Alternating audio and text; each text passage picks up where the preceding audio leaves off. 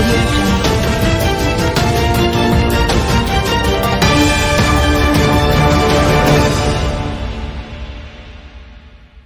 வணக்கம். தமிழ்நாடு 360 செய்திகள். புதுச்சேரியில் ஒருங்கிணைந்த நீதிமன்ற வளாகத்தில் சட்டப்பணிகள் ஆணையத்தின் செயலாளர் அலுவலகம் திறப்பு. புதுச்சேரியில் மாவட்ட சட்டப்பணிகள் ஆணையத்தின் செயலர் அலுவலகத்தை சென்னை ஐகோர்ட் நீதிபதிகள் திறந்து வைத்தனர். புதுச்சேரியில் மாநில சட்டப்பணிகள் ஆணையம் ஏற்படுத்தப்பட்டுள்ளது. இந்த ஆணையம் புதுச்சேரி, காரைக்கால், மாகி, ஏனாம் ஆகிய 4 பிராந்திய வழக்குகளுக்கும் சுமூக முறையில் தீர்வு கண்டு வருகிறது. இதன் உறுப்பினர் செயலராக நீதிபதி அம்பிகா நியமிக்கப்பட்டுள்ளார். வழக்குகளுக்கு விரைவாக தீர்வு காண தற்போது புதுச்சேரி மற்றும் காரைக்கால் மாவட்ட சட்டப்பணிகள் ஆணையத்திற்கு தனித்தனியே உறுப்பினர் பதவிகள் புதிதாக உருவாக்கப்பட்டுள்ளன. புதுச்சேரி மாவட்ட சட்டப்பணிகள் ஆணைய செயலராக கிறிஸ்டியன், காரைக்கால் மாவட்ட சட்டப்பணிகள் ஆணைய செயலர் சந்திரசேகர் சமீபத்தில் நியமிக்கப்பட்டனர்.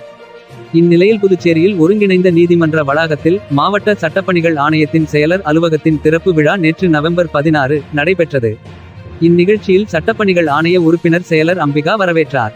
அலுவலகத்தை சென்னை ஐகோர்ட் நீதிபதிகள் சுந்தர், ஆஷா, சரவணன் ஆகியோர் திறந்து வைத்தனர். புதுச்சேரி மாவட்ட சட்டப்பணிகள் ஆணையர் செயலர் கிறிஸ்டியனை அலுவலக இருக்கையில் அமர வைத்தனர்.